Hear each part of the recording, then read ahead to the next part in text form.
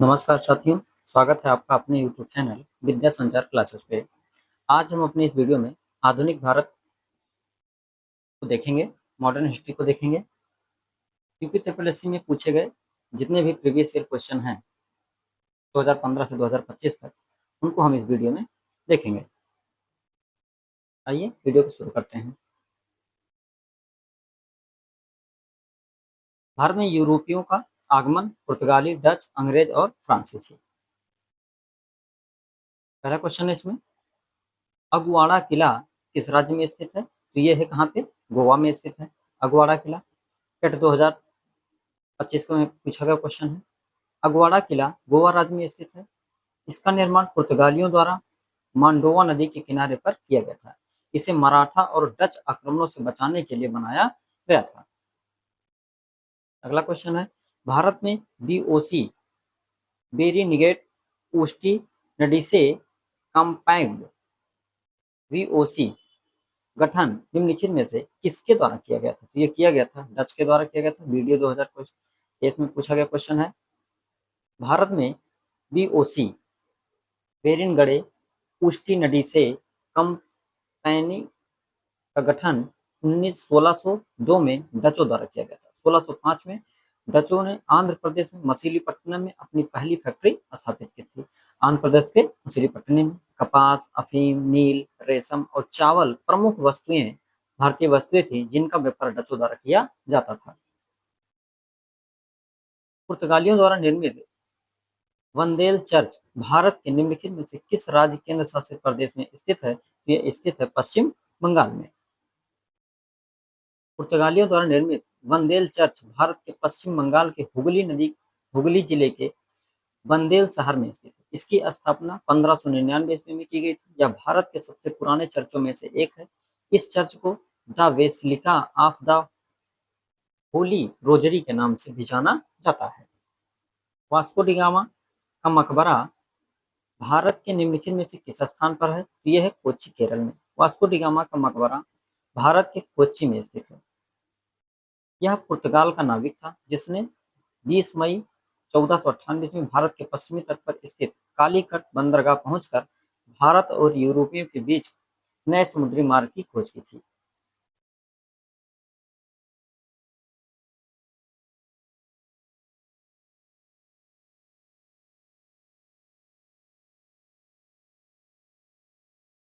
आगे देखते हैं, इस वर्ष ईस्ट इंडिया कंपनी के जहाजों ने सूरत के पास स्थित स्वाली एस्चुरी में पुर्तगालियों को पराजित किया था। तो कब किया था? 1612 ईस्वी में। ये ऑप्शन सही है। स्वाली का युद्ध 1612 ईस्वी में ईस्ट इंडिया कंपनी और सेना के मध्य सूरत के पास स्थित स्वाली एस्चुरी में हुआ था। युद्ध में पुर्तगाली सेना पराजित हुई थी। वास्को डी गामा एक पुर्तगाली अन्वेषक थे। किस वर्ष भारत की खोज की? तो 1498 ईस्वी में इन्होंने भारत की खोज की। दक्षिण भारत के किस राजा ने 1741 में कोलांचेल की लड़ाई में डच ईस्ट इंडिया कंपनी को परास्त किया था? तो मार्तंड वर्मा ने परास्त किया था। अनिजम तिरुलाल मार्तंड वर्मा त्रावणकोर के राजा थे। उन्होंने 1741 ईस्वी में कोलांचेल की लड़ाई में डच ईस्ट इंडिया कंपनी को परास्त किया था। इन्होंने अपनी सेना को पश्चिमी देशों की तर्ज पर प्रशिक्षित और आधुनिक हथियारों से सुसज्जित कर शक्तिशाली और आधुनिक बनाया था। अंग्रेजों के खिलाफ भारतीय सेना द्वारा पहला बड़े पैमाने पर विद्रोह बेल्लोर विद्रोह किस वर्ष हुआ था? तो बेल्लोर विद्रोह 1806 ईस्वी में हुआ था। बेल्लोर विद्रोह 10 जुलाई 1806 ईस्वी में मद्रास राज्य के बेल्लोर शहर में ईस्ट इंडिया कंपनी के खिलाफ भारतीय सिपाहियों का बड़े पैमाने पर हिंसक विद्रोह का पहला उदाहरण था। इस विद्रोह के दौरान विद्रोहियों ने बेल्लोर किले पर कब्जा कर लिया था, परंतु विद्रोह को जल्द ही दबा दिया गया था। अगला है, किस वर्ष में ईस्ट इंडिया कंपनी ने रणजीत सिंह के साथ अमृतसर की पहली संधि पर हस्ताक्षर किया था? तो ये किया था 1809 ईस्वी में। 25 अप्रैल 1809 ईस्वी में अमृतसर की संधि राजा रणजीत सिंह तथा अंग्रेजों ईस्ट इंडिया कंपनी के मध्य हुई थी। इस संधि पर मेटकाफ और रणजीत सिंह ने हस्ताक्षर किए थे। संधि की शर्तों के अनुसार सतलज नदी को दोनों राज्य की सीमा मान ली गई थी। सतलज के पूर्व के राज्य अब अंग्रेजों के पास चले गए थे। इस समय लॉर्ड मिंटो प्रथम भारत का गवर्नर जनरल था।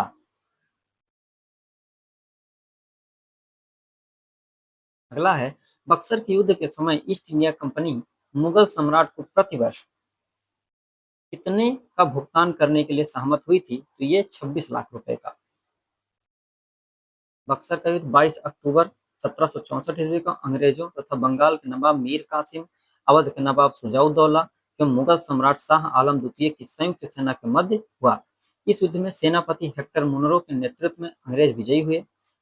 12 अगस्त 1765 को इलाहाबाद की प्रथम संधि तथा अंग्रेज प्रतिवर्ष 26 लाख रुपए मुगल सम्राट को देने के लिए सहमत हुए थे। निम्नलिखित में से कौन सा पुर्तगाली उपनिवेश नहीं था? तो मछलीपट्टनम पुर्तगाली उपनिवेश नहीं था। मछलीपट्टनम पुर्तगाली उपनिवेश नहीं था, यह डचों का उपनिवेश था। किसका था? डचों का। जबकि अन्य सभी पुर्तगाली उपनिवेश थे। कौन था अन्य पुर्तगाली उपनिवेश? दीव, दमन, बेसिन, बॉम्बे, गोवा, कन्नौर, कालीकट, कोचीन, कोलंबा, गैले, सतारा, नागपट्टनम आदि ये पुर्तगाली के उपनिवेश थे। भारत में काजू का प्रथम परिचय किन लोगों ने कराया था? तो पुर्तगालियों ने काजू का प्रथम परिचय कराया। किसने कराया? पुर्तगालियों ने। भारतीय कृषि में पुर्तगालियों की महत्वपूर्ण देन है। भारत में तंबाकू, मूंगफली, आलू, लाल मिर्च, मकई, टमाटर, शकरकंद, चीकू, काजू, अमरूद, पाइन एप्पल और शरीफा इत्यादि पुर्तगालियों द्वारा ही भारत में लाया गया था। इसके अलावा भारत में पहली बार प्रिंटिंग प्रेस का पहली बार प्रयोग किसने किया? पुर्तगालियों के द्वारा ही किया गया था। जहाज निर्माण उद्योग पुर्तगालियों की ही देन है। जहाज निर्माण उद्योग किसकी देन है? पुर्तगालियों की देन है। तो इंपॉर्टेंट क्वेश्चन है, याद रखिएगा। कई बार इसमें पूछ रहे थे तंबाकू, मूंगफली, आलू, लाल मिर्च, मकई, टमाटर, शकरकंद, चीकू, काजू, अमरूद, पाइन एप्पल, शरीफा किसकी देन है? पुर्तगालियों की देन है।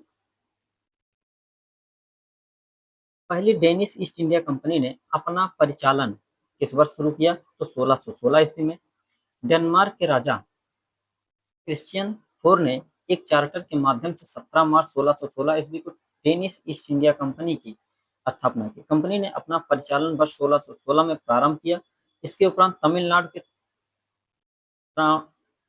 के बार में 1620 ईस्वी में कंपनी ने भारत में अपनी पहली फैक्ट्री स्थापित की। इसके बाद बंगाल के सेरामपुर में 1676 ईस्वी में दूसरी फैक्ट्री स्थापित की। 1845 ईस्वी में इन्होंने अपनी सभी फैक्ट्रियां ब्रिटिश कंपनी को बेच दी और भारत से चले गए।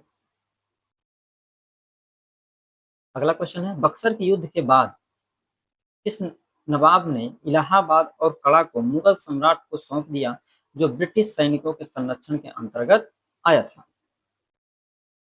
तो बक्सर युद्ध के बाद कहाँ के? अवध के नवाब। कौन सा ऑप्शन सही होगा? डी।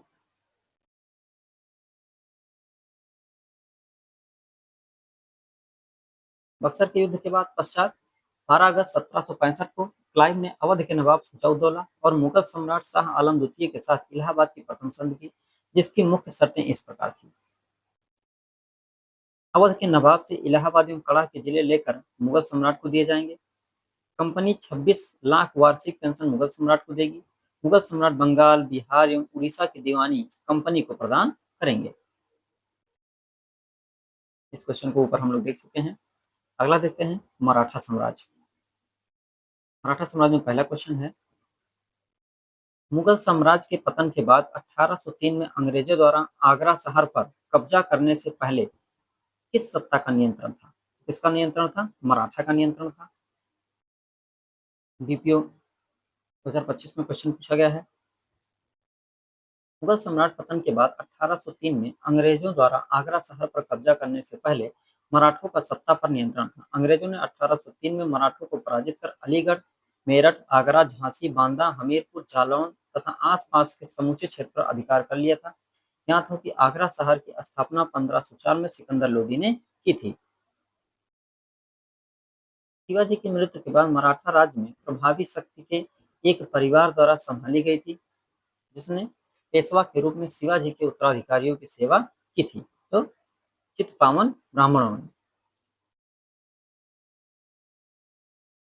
मराठा साम्राज्य के संस्थापक शिवाजी की मृत्यु के बाद मराठा राज्य में प्रभावी शक्तिशाली पेशवाओं के हाथों में चली गई, जो कि चित्तपावन ब्राह्मण थे। क्या थे ये? चित्तपावन ब्राह्मण थे। मराठा साम्राज्य में पहला प्रथम पेशवा बालाजी विश्वनाथ थे। कौन थे? बालाजी विश्वनाथ थे। उन्हीं के शासनकाल से यह पद वंशानुगत हो गया था और एक ही परिवार के हाथों में सत्ता बनी रही।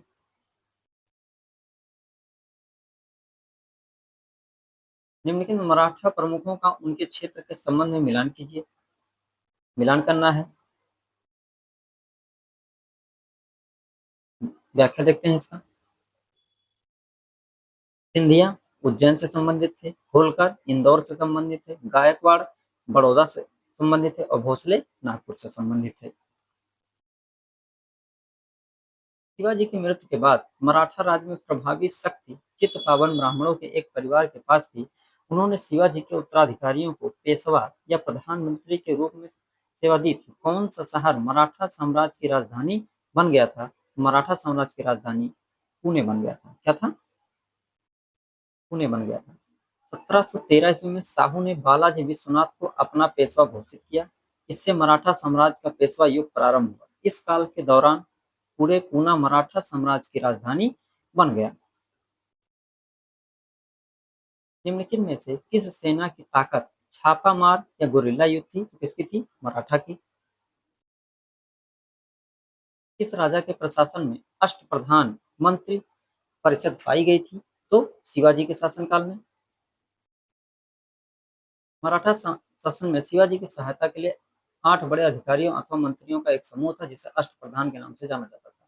ये 8 प्रधान कौन कौन थे? पहला था पेशवा एवं अथवा प्रधानमंत्री, अमात्य अथवा मजूमदार, मंत्री अथवा वाकिया नवीस, सचिव अथवा सुरनवीस, सुमंत अथवा दबीर, सेनापति अथवा सर ए नौबत, पंडित राव और 8वां था न्यायाधीश।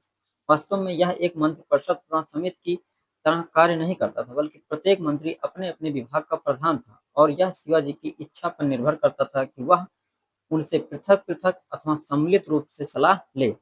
उनकी सलाह को मानने के लिए शिवाजी बाध्य नहीं थे।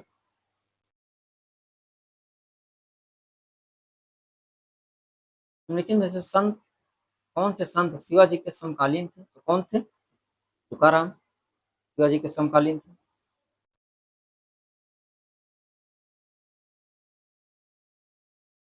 संत तुकाराम शिवाजी के समकालीन थे। शंकराचार्य संपूर्ण भारत अद्वैतवाद के प्रतिपादक, चैतन्य बंगाल से संबंधित हैं, वैष्णव मत के संपादक हैं, तुकाराम महाराष्ट्र से संबंधित है, वारकरी मत के संपादक हैं और नामदेव महाराष्ट्र से संबंधित है, निर्गुण मत के संपादक हैं।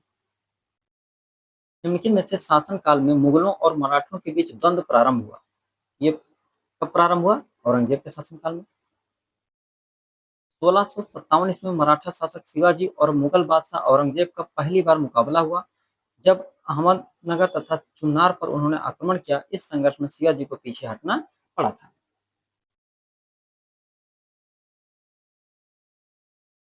स्वतंत्र राष्ट्र मैसूर, बंगाल, पंजाब और अवध का क्षेत्र। इससे संबंधित क्वेश्चन को हम कुछ देखते हैं। अवध के शासन के अंतिम चरण में कानपुर का निर्माण कई गांवों को मिलकर किया गया। निम्नलिखित में से कौन सा गांव उन गांवों में से एक नहीं था? कौन नहीं था? बिठूर नहीं था, बाकी सभी संबंधित हैं। कानपुर का गठन अवध के शासन के अंतिम चरण में कई गांवों को मिलाकर किया गया था। इन गांवों में सीमा मऊ, कुरुस्वाम, पटकापुरा, जूहा गांव शामिल थे, जबकि बिठूर इसमें शामिल नहीं था। कानपुर का मूल नाम कानपुर था। क्या था? कानपुर था।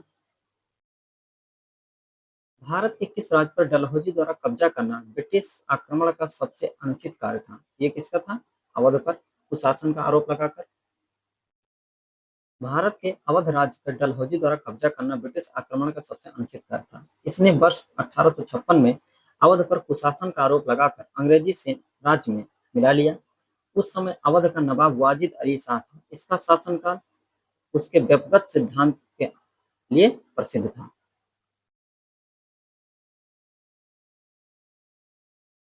अगला है श्रीरंगपट्टनम की संधि पर हैदराबाद के निजाम टीपू सुल्तान और निम्नलिखित में से किस ब्रिटिश गवर्नर जनरल के बीच हस्ताक्षर किए गए थे?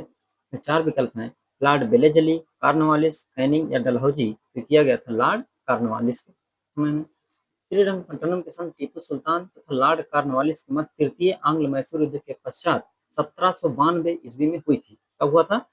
1792 ईस्वी में हुआ था। इस संधि के तहत टीपू सुल्तान ने अपने 2 पुत्रों को बंधक के रूप में अंग्रेजों को सौंप दिया और 3 करोड़ रुपए युद्ध हर्जाने के रूप में दिए, जो 3 मित्रों अंग्रेज, निजाम, मराठा में बराबर-बराबर बाँट लिए गए।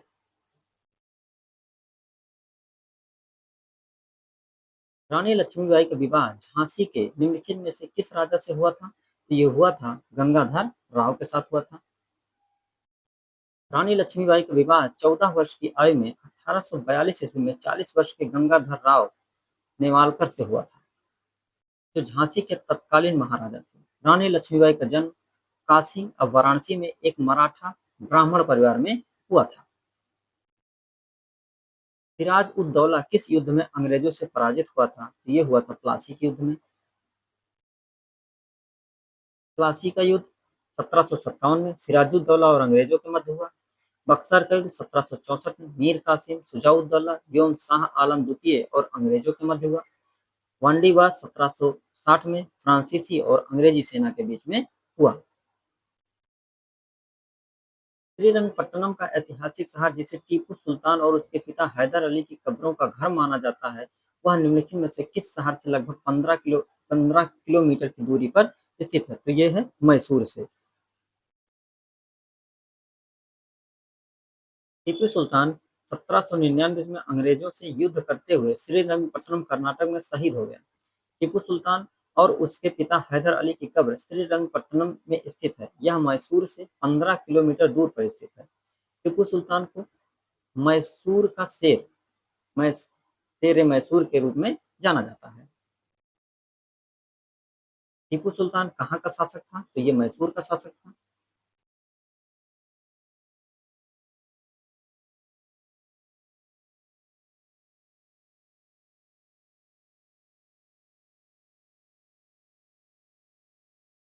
ब्रिटिश शासन को भारत से उखाड़ फेंकने के लिए इनमें से किसने फ्रांसीसियों से मदद मांगी थी? किसने मांगा था? टीपू सुल्तान ने मांगा था। ब्रिटिश शासन को भारत से उखाड़ फेंकने के लिए टीपू सुल्तान ने फ्रांसीसियों से मदद मांगी थी।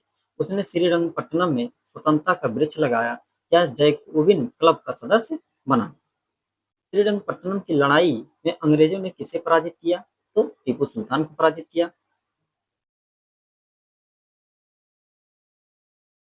निम्नलिखित में से अवध का प्रथम नवाब कौन था? तो अवध का प्रथम नवाब शहादत खां था। अवध के प्रथम नवाब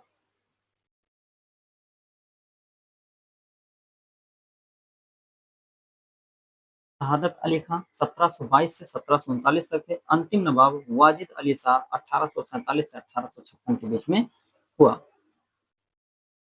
इनमें से किस लड़ाई में अंग्रेजों ने बंगाल के नवाब सिराजुद्दौला को पराजित किया था? ये किया था प्लासी का युद्ध 1757 ईस्वी में। प्लासी की लड़ाई 23 जून 1757 को अंग्रेजों के सेनापति रॉबर्ट क्लाइव तथा बंगाल के नवाब सिराजुद्दौला के मध्य हुई थी, जिसने नवाब सिराजुद्दौला अपने सेनापति मीर जाफर की धोखाधड़ी करने के कारण अंग्रेजों से पराजित हुआ एवं अंग्रेजों ने मीर जाफर को नवाब बना दिया। बाद में अंग्रेजों ने 1760 ईस्वी में मीर जाफर को हटाकर उसके दामाद मीर कासिम को बंगाल का नवाब बनाया। प्लासी का युद्ध कब लड़ा गया? 1757 ईस्वी में।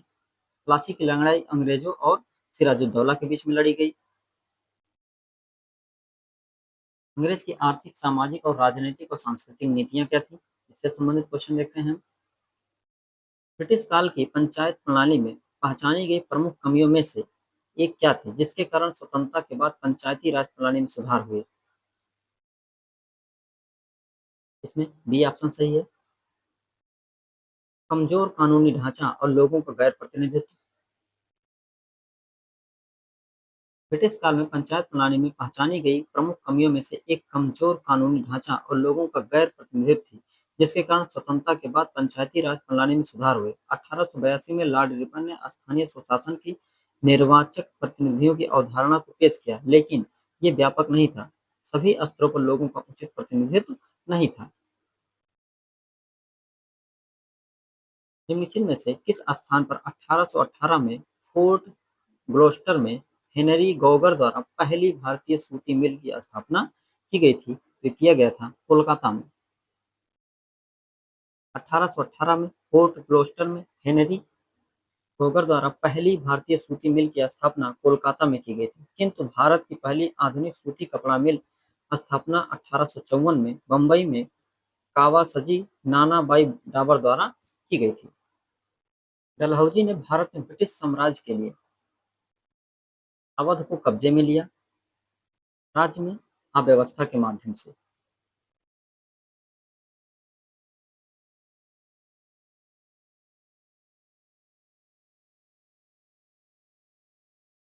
ब्रिटिश ने निम्नलिखित में से किस भाषा को भारतीय समाज में प्रस्तुत करने की उत्सुकता दिखाई थी? तो अंग्रेजी भाषा को।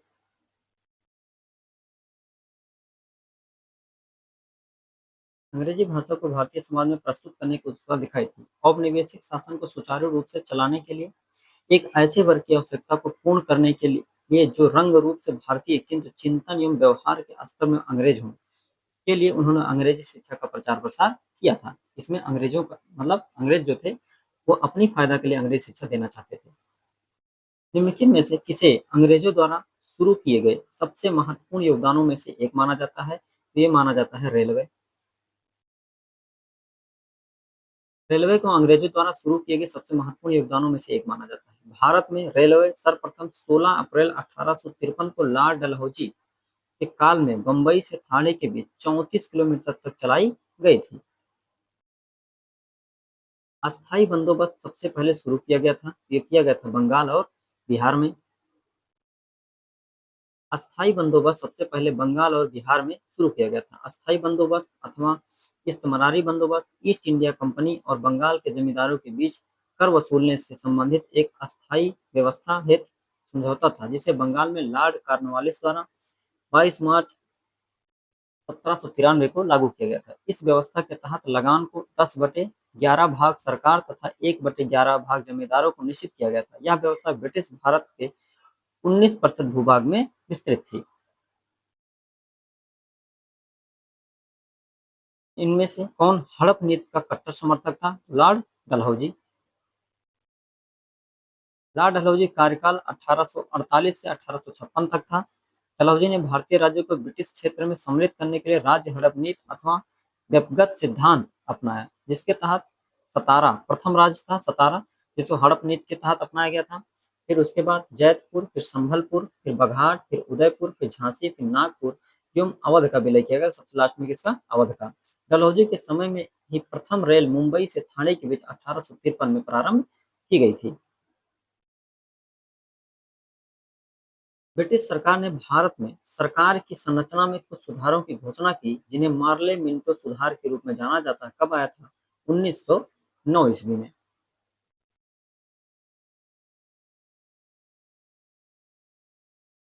1909 में भारत शासन अधिनियम को भारत सचिव और वायसराय के नाम से मार्ले मिंटो सुधार भी कहा जाता है। इस एक्ट के तहत केंद्रीय एवं प्रांतीय विधानमंडलों के आकार एवं शक्ति में वृद्धि की गई थी। मुस्लिमों के पृथक निर्वाचन एवं मताधिकार की व्यवस्था की गई थी। इसके परिणामस्वरूप हिंदू मुस्लिम एकता में दरार पड़ गई, तो कालांतर में भारत के विभाजन का आधार बनी। ईस्ट इंडिया कंपनी ने किस वर्ष में कलकत्ता में सर्वोच्च न्यायालय की स्थापना की थी? तो कब किया था? 1773 ईस्वी में। 1773 के रेगुलेटिंग एक्ट में इंग्लैंड के सम्राट को कलकत्ता में सर्वोच्च न्यायालय स्थापित करने का अधिकार प्राप्त हुआ। 26 जुलाई 1774 को कलकत्ता में सुप्रीम कोर्ट की स्थापना की गई। यहाँ एक मुख्य तथा 3 अन्य न्यायाधीशों की नियुक्ति व्यवस्था की गई। अंग्रेजी कानून के अनुसार प्रजा के मुकदमों का निर्णय करते थे। इसका कार्य क्षेत्र बंगाल, बिहार, उड़ीसा तक था। सर एलिजा इम्पे इसके प्रथम मुख्य न्यायाधीश नियुक्त किए गए। चेम्बर्स, लिमेस्टर और हाइट इसके अन्य न्यायाधीश नियुक्त हुए।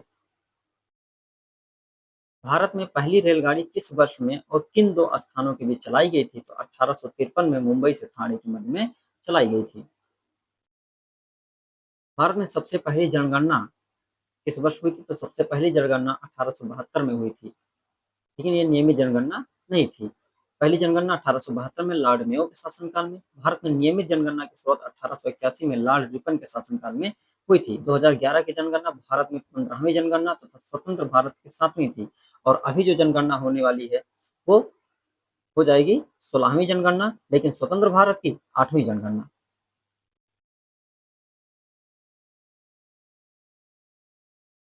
1866 में भारत के संदर्भ में चर्चा करने और भारतीय कल्याण को बढ़ावा देने के लिए ब्रिटिश सार्वजनिक अधिकारियों को प्रभावित करने के लिए लंदन में ईस्ट इंडिया एसोसिएशन का आयोजन किसने किया था? तो दादा भाई नौरोजी ने किया था। दादा भाई नौरोजी ब्रिटिशकालीन भारत के एक पारसी बुद्धिजीवी, राजनैतिक एवं सामाजिक नेता थे। उन्हें भारत का वयोवृद्ध पुरुष कहा जाता था। 1866 में भारत के संदर्भ में चर्चा करने, भारतीय कल्याण को बढ़ावा देने और ब्रिटिश सार्वजनिक अधिकारियों को प्रभावित करने के लिए लंदन में ईस्ट इंडिया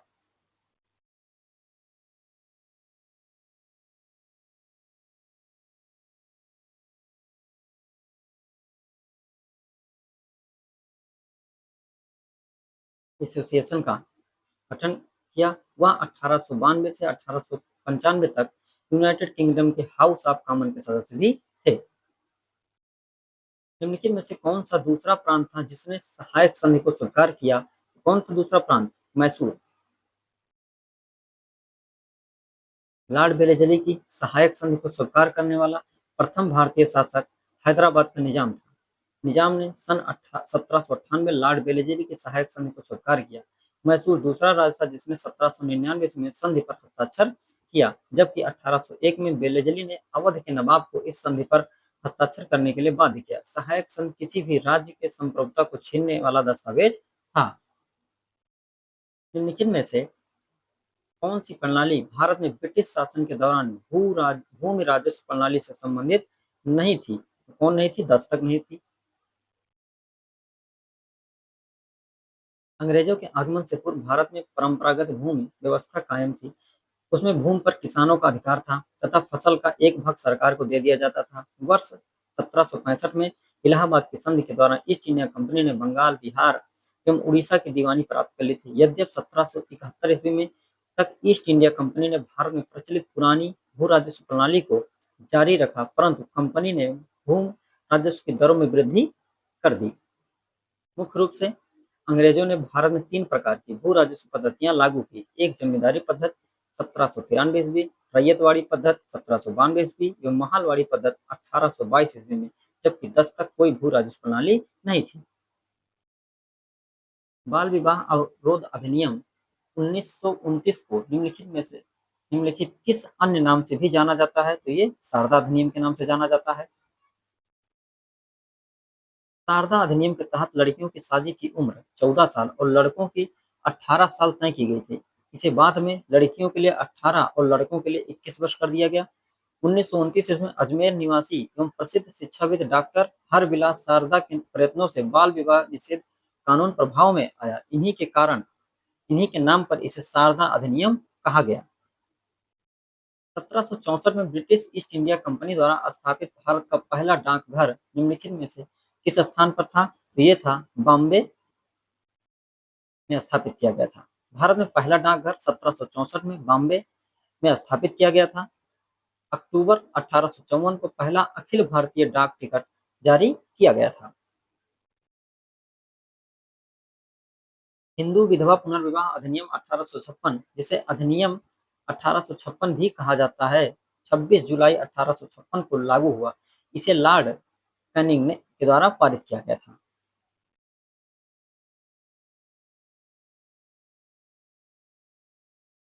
26 जुलाई 1856 को। 1891 में बी एम मालाबारी के प्रयासों को तब फल मिला जब सहमत की उम्र अधिनियम को पारित किया गया, जिसके अनुसार वर्ष से कम बालिका का विवाह प्रतिबंधित कर दिया गया, तो 12 वर्ष से। सन 1891 ईस्वी में लॉर्ड लैंसडाउन के शासनकाल में पारित एज ऑफ कंसेंट एक्ट अधिनियम के तहत बालिकाओं के लिए विवाह की न्यूनतम आयु 12 वर्ष निर्धारित की गई। 1795 और 1804 के बंगाल विनिमय अधिनियमों ने क्या घोषित किया? कन्या हत्या को अवैध घोषित किया। 1795 ईस्वी और 1804 ईस्वी बंगाल के विनिमय अधिनियमों द्वारा कन्या हत्या को अवैध घोषित किया गया। इस अधिनियम के अंतर्गत शिशु हत्या पर प्रतिबंध लगाया गया। हंटर आयोग ने किसके विकास पर अधिक बल दिया? तो हंटर आयोग ने प्राथमिक शिक्षा पर अधिक बल दिया। भारत में यातायात व्यवस्था की शुरुआत का श्रेय किसको जाता है? तो ब्रिटिश शासक को जाता है। भारत में यातायात व्यवस्था की शुरुआत का श्रेय ब्रिटिश शासक को जाता है। 1854 में governor general Lord Dalhousie Bharat के मुख्य स्थानों को जोड़ने के लिए ट्रंक लाइन की रूपरेखा बनाई थी। ईस्ट इंडिया कंपनी ने रेलवे की शुरुआत 16 अप्रैल 1853 को किया था।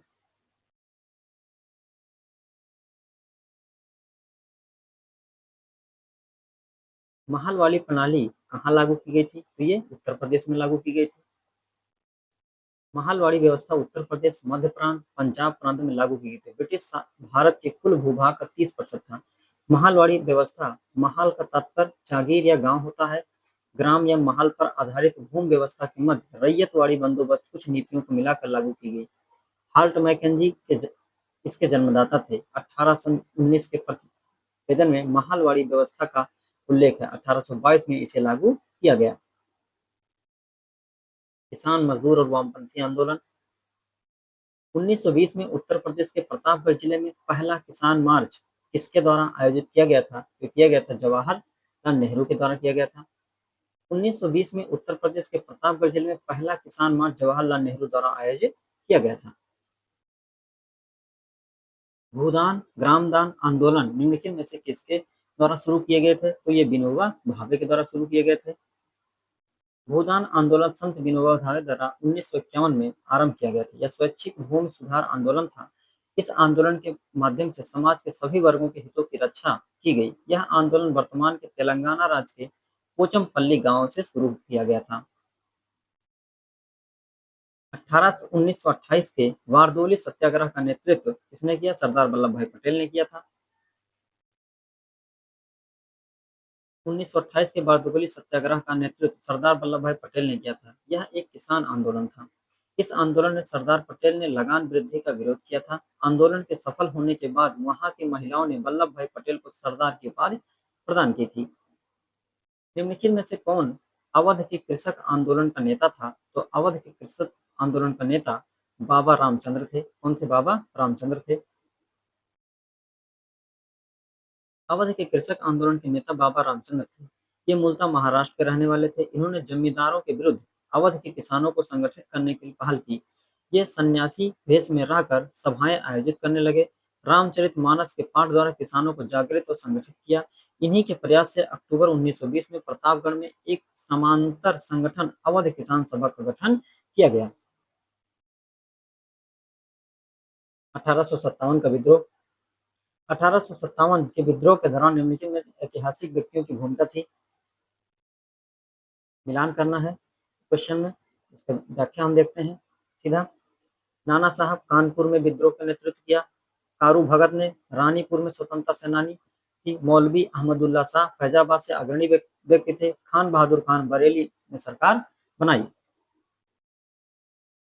1857 की क्रांति की शुरुआत कहाँ से की गई थी? किसके द्वारा किया गया था? सिपाहियों के द्वारा किया गया।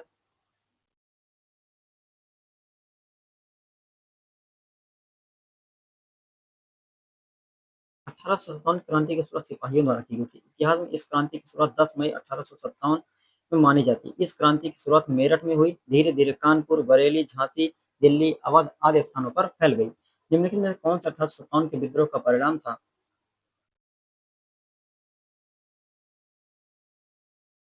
ईस्ट इंडिया कंपनी की शक्तियों को ब्रिटिश क्राउन के हस्तांतरित कर दिया गया। 1857 का विद्रोह स्वतंत्रता संग्राम के दृष्टि से भले ही असफल रहा हो, लेकिन इसके दूरगामी परिणाम काफी उपयोगी रहे। इसके फलस्वरूप भारत सरकार अधिनियम 1858 द्वारा ब्रिटिश क्राउन ने कंपनी से भारत पर शासन करने के लिए सभी अधिकार वापस ले लिए और भारत का शासन सीधे ब्रिटिश क्राउन द्वारा भारत सचिव 15 सदस्यों की एक परिषद द्वारा शासित किए जाने शासित किए जाने लगा। यह परिषद प्रकृति में सिर्फ सलाहकार थी। इस अधिनियम के द्वारा गवर्नर जनरल की उपाधि को वायसराय में बदल दिया गया, तो सीधे ब्रिटिश सरकार द्वारा नियुक्त किया गया था। भारत के प्रथम वायसराय लॉर्ड कैनिंग थे। 1 नवंबर 1858 में इलाहाबाद में आयोजित दरबार में लॉर्ड कैनिंग ने महारानी विक्टोरिया की उद्घोषणा को पढ़ा। उद्घोषणा में भारत में कंपनी का शासन समाप्त कर भारत का शासन सीधे क्राउन के अधीन कर दिया गया। कानपुर 1857 के विद्रोह का नेतृत्व किसने किया था? तो नाना साहब ने किया था। कानपुर विद्रोह का नेतृत्व नाना साहब ने किया। नाना साहब की ओर से लड़ने की प्रमुख जिम्मेदारी तात्या टोपे की थी, जिनका मूल नाम रामचंद्र पांडुरंग था। 1857 के विद्रोह का नेतृत्व झांसी में रानी लक्ष्मीबाई, बिहार में जगदीशपुर के बाबू कुंवर सिंह, लखनऊ में बेगम हजरत महल, इलाहाबाद में मौलवी लियाकत अली, बरेली में खान बहादुर खान, फैजाबाद में मौलवी अहमद उल्ला, दिल्ली में जनरल वक्त खान ने किया था। जब मंगल पांडे विद्रोही हो गए तब 34वें मूल इन्फेंट्री रेजिमेंट में एक सिपाही थे जो किस स्थान पर स्थित था? तो यह स्थित था बैरकपुर में। कहाँ स्थित था? बैरकपुर में। जब मंगल पांडे विद्रोही हो गए थे तो वह 34वें मूल इन्फेंट्री रेजिमेंट में एक सिपाही थे जो बैरकपुर में स्थित है। इनके द्वारा किए गए विद्रोह भारतीय स्वतंत्रता संग्राम की पहली बड़ी घटना थी, जिसे 1857 के विद्रोह के नाम से जाना जाता है।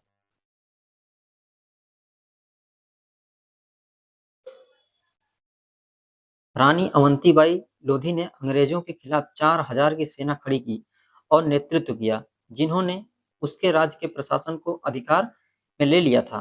कौन थे? रामगढ़। रामगढ़ की रानी थी। रामगढ़ की रानी अवंतीबाई लोधी ने अंग्रेजों के खिलाफ 4000 की सेना खड़ी की और नेतृत्व किया।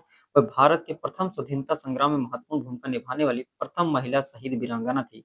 1857 की क्रांति में रामगढ़ की रानी अवंतीबाई रेवांचल में मुक्ति आंदोलन की सूत्रधार थी। भारतीय स्वतंत्रता के प्रथम संग्राम 1857 के संदर्भ में निम्नलिखित कथनों को पढ़ें और सही विकल्प चुनें। कौन सा विकल्प इसमें सही होगा? तो बी विकल्प सही होगा। ए और सी सही है किंतु बी गलत है। देखते हैं। इसे सिपाही विद्रोह के नाम से जाना जाता है, सही है। यह जम्मू कश्मीर के उधमपुर जिले में शुरू हुआ था, गलत है। यह दिल्ली, आगरा, कानपुर और लखनऊ में व्यापक रूप से फैला था, सही है।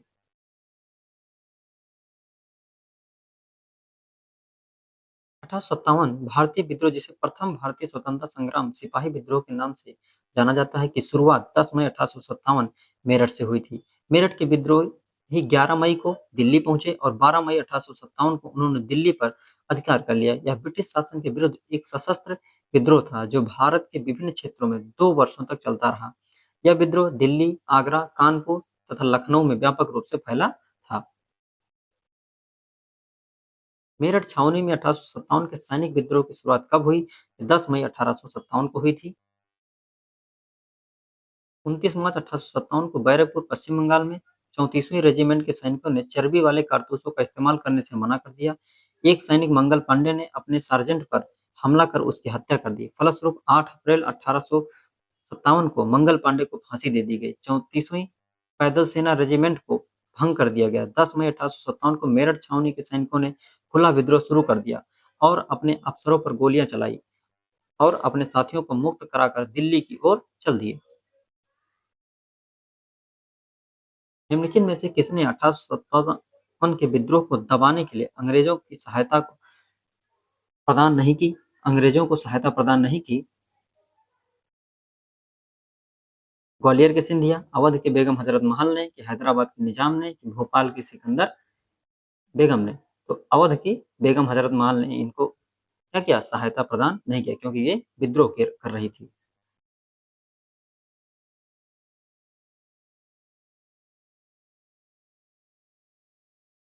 1857 के विद्रोह बैरकपुर से शुरू हुआ। लखनऊ में इस विद्रोह का प्रारंभ 4 जून 1857 को लखनऊ अवध बेगम हजरत महल के नेतृत्व में हुआ, जबकि ग्वालियर के सिंधिया, इंदौर के होलकर, हैदराबाद के निजाम, जोधपुर के राजा, भोपाल के नवाब, पटियाला के नवाब, कश्मीर के महाराजा ने 1857 के विद्रोह को कुचलने के लिए अंग्रेजों की सहायता की थी।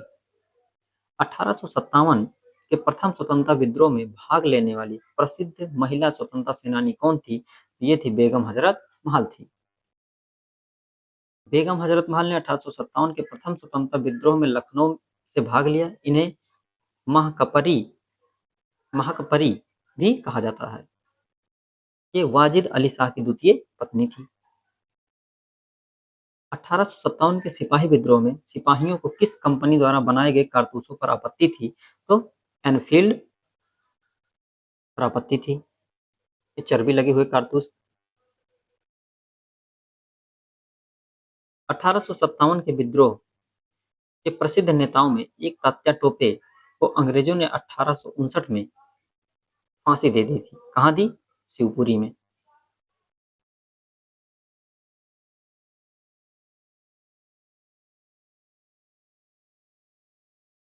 अठारह सौ सत्तावन के विद्रोह के प्रसिद्ध नेताओं में एक तात्या टोपे को ब्रिटिश सरकार ने 18 अप्रैल 1859 को शिवपुरी मध्य प्रदेश में फांसी दी, जिनका मूल नाम आत्माराम पांडु रंग था। सिपाही विद्रोह किस वर्ष प्रारंभ हुआ? तो 1857 में प्रारंभ हुआ। ये कुछ क्वेश्चन थे आधुनिक भारत से संबंधित। आशा करता हूँ ये वीडियो आप लोगों को पसंद आई होगी। इस वीडियो को बार बार देखिएगा। जितने प्रीवियस ईयर क्वेश्चन को सॉल्व करके अगर आप लेखपाल के एग्जाम में जाएंगे तो काफी सारे क्वेश्चन सही होने के चांस रहेंगे। वीडियो अच्छी लगे तो आप लोग लाइक कर दीजिए, प्यारा सा कमेंट भी कर दीजिए और अपने दोस्तों के साथ शेयर भी कर दीजिए। धन्यवाद।